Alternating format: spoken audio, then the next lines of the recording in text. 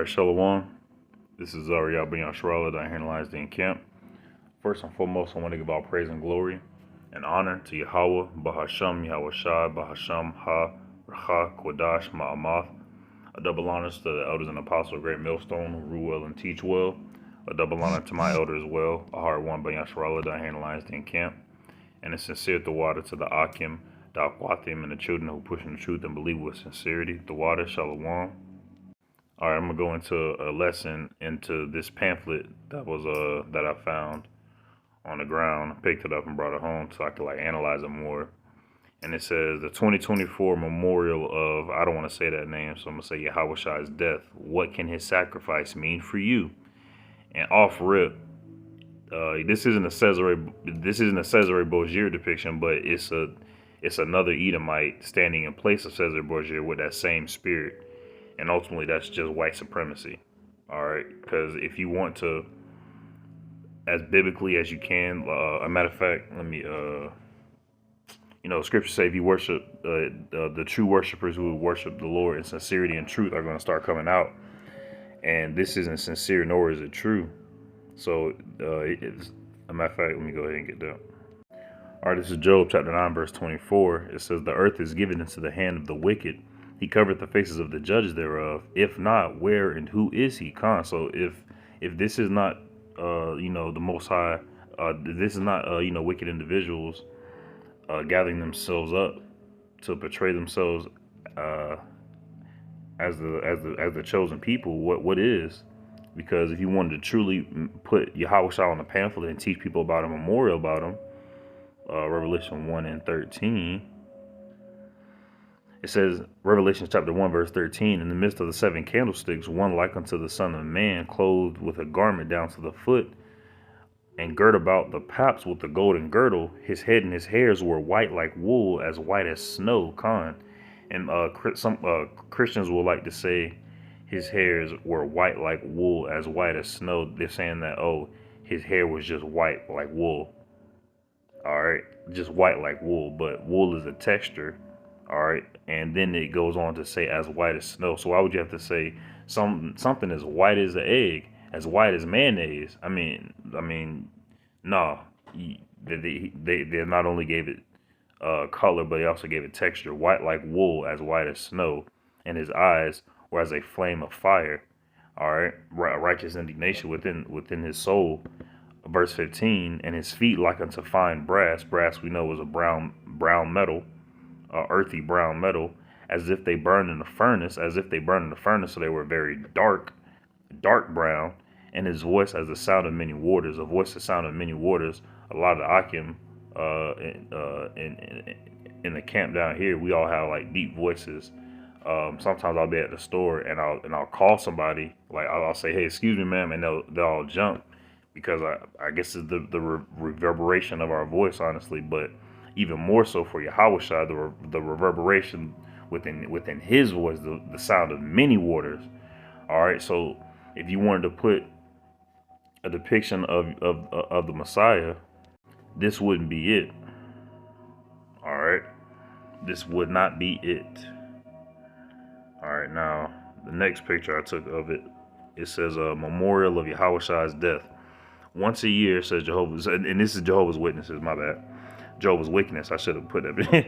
But once each year, Jehovah's Witnesses commemorate the death of Yahweh Shai, just as he commanded when he said, "Keep doing this in remembrance of me." Luke 22 and 19. This year memorial will be held on Sunday, March 24th. So it already passed. And on the rest of the pamphlet, it also was saying, "Come one, come all" type shit. So inviting everybody in, even if you weren't a Jehovah's Witness, they would be cool with you just coming in. And ultimately, that's the time that we're in, because we're always, throwing out that line the same way that they're doing. But when it comes to something like that, matter of fact, let me go ahead and go into it. All right, because they use Luke 22. Let me go back to it. They use Luke 22 and 19 to justify them holding this, what they call a memorial. So I'm going to go ahead and read Luke chapter 22 and 19. It said, oh, it's lucky. It says, and he took bread and gave thanks and brake it and gave unto them, saying, this is my body, which is given for you. This do in remembrance of me. So that's why they say that each year they do this in remembrance of the Messiah of Yahushua. They call Jesus, but his real name is Yahushua. All right, so let's start from the first verse because it seems like there's a lot left out. It seemed like he didn't just sit down at a table and just do this randomly. I'm gonna read verses 1 to 19, and I'm also gonna read the prologue to this chapter in my Bible that's in front of me. So, and I'm just gonna read to the prologue to verse 19, since that's what we're reading to.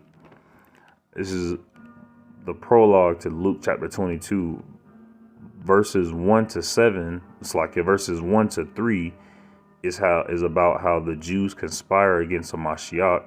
Verses 3 to 7 is about Satan prepareth Judas to betray him, a Mashiach, Yahushua.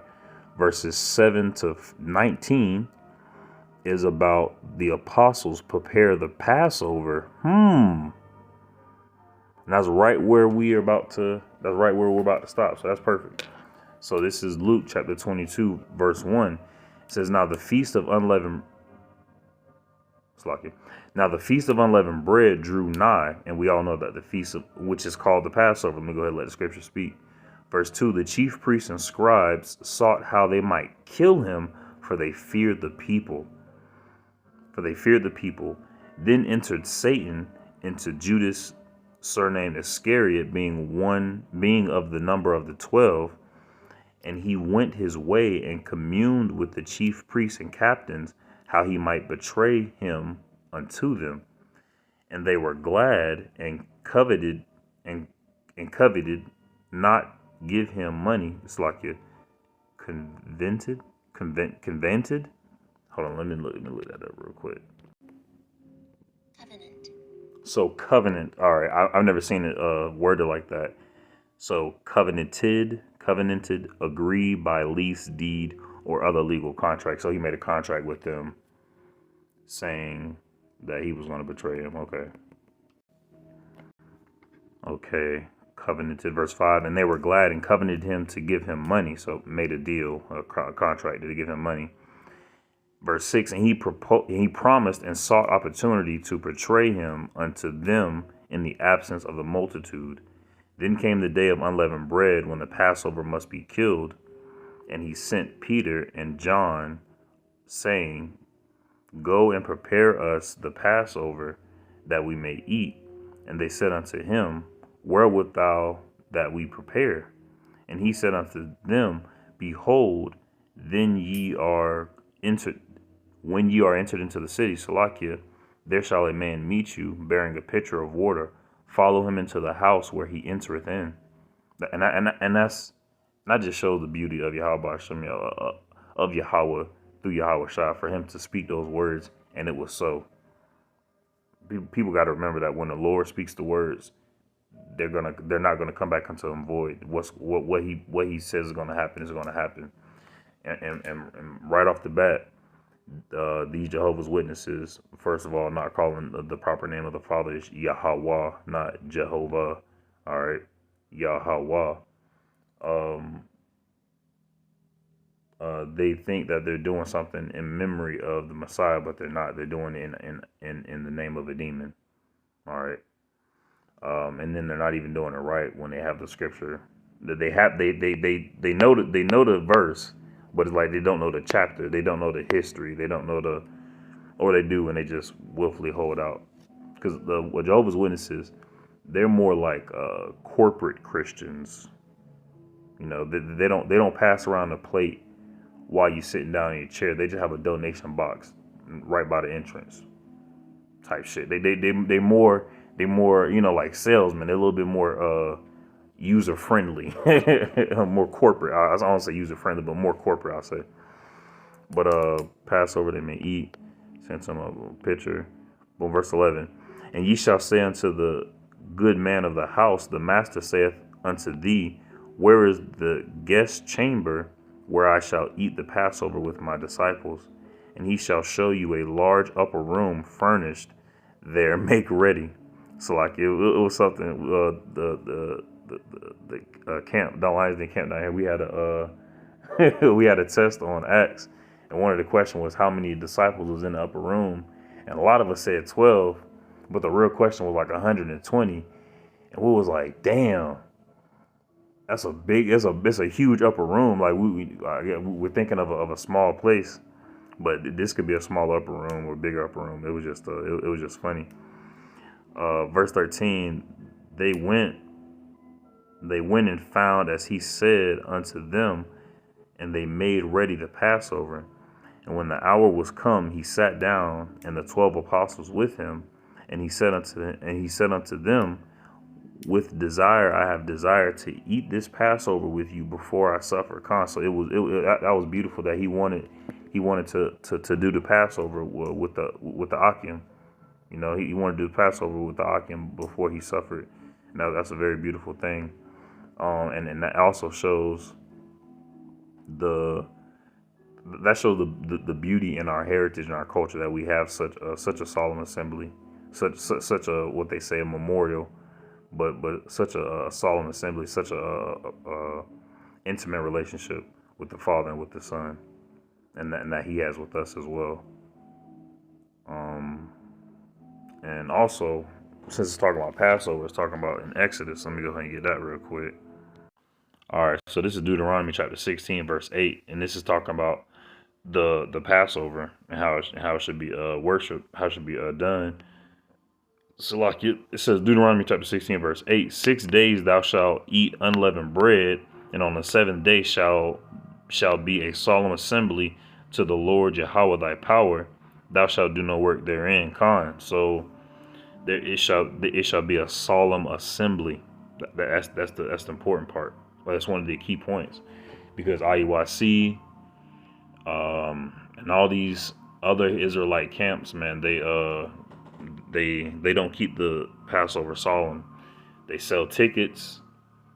They come in on horses. They make it a spectacle. There's people that get up on stage and do music and shit like that, which is all.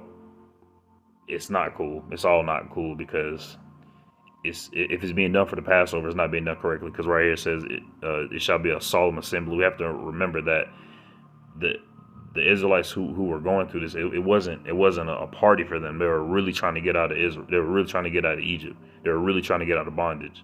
And the ones who wanted to go back into Egypt, this is probably that's probably the attitude they had in mind. Oh, let's make it a party. Shit, we good. You know, let's party. They didn't, and they didn't. Well, you know, they didn't, because they all put the blood on their house. So, but still, solemn assembly. All right, so back to Luke chapter 2. It's like Luke chapter 22, verse 15. And he said unto them, with desire I have desired to eat this Passover with you before I suffer. For I say unto you, I will not any more eat thereof until it be fulfilled in the kingdom of Yahweh. And he took the cup and gave thanks and said, take this and divide it among yourselves.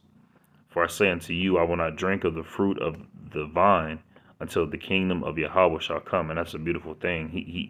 He's waiting. He's still right now up on the right hand of the Father, waiting for the command to be given to come and take this place, so that way we can go through the assembly and man, and have another reason, another beautiful exodus tacked on to the meaning of the Passover.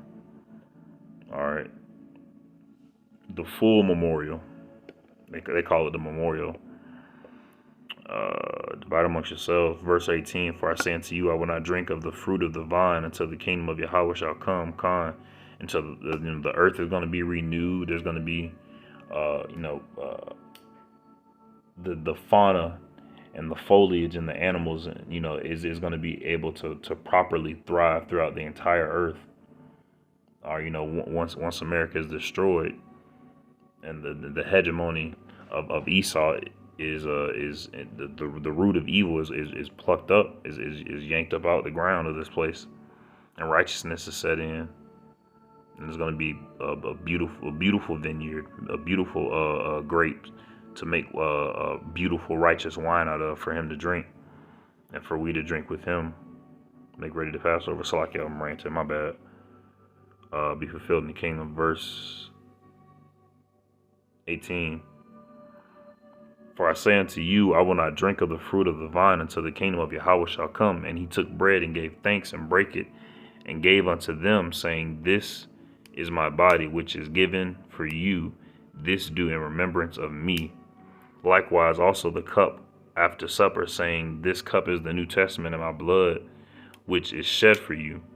But behold, the hand of him that betrayeth me is with me on the table. So, and that's going into the betrayal of Yahushua. But I just wanted to go to verse 19,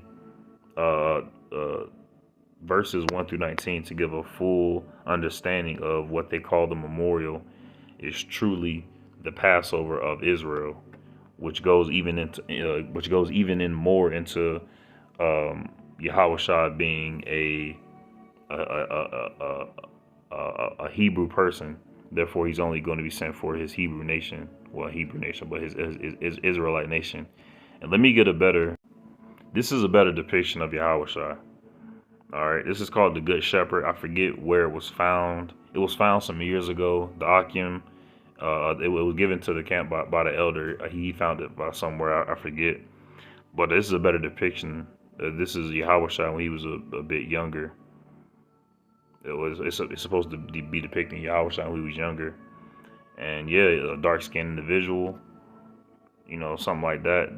That's with the white woolly hair, as white as snow. But I know this one to be more true. So brass, as if it be burning in a furnace. Dark-skinned individual. So not this, not that. Shalom.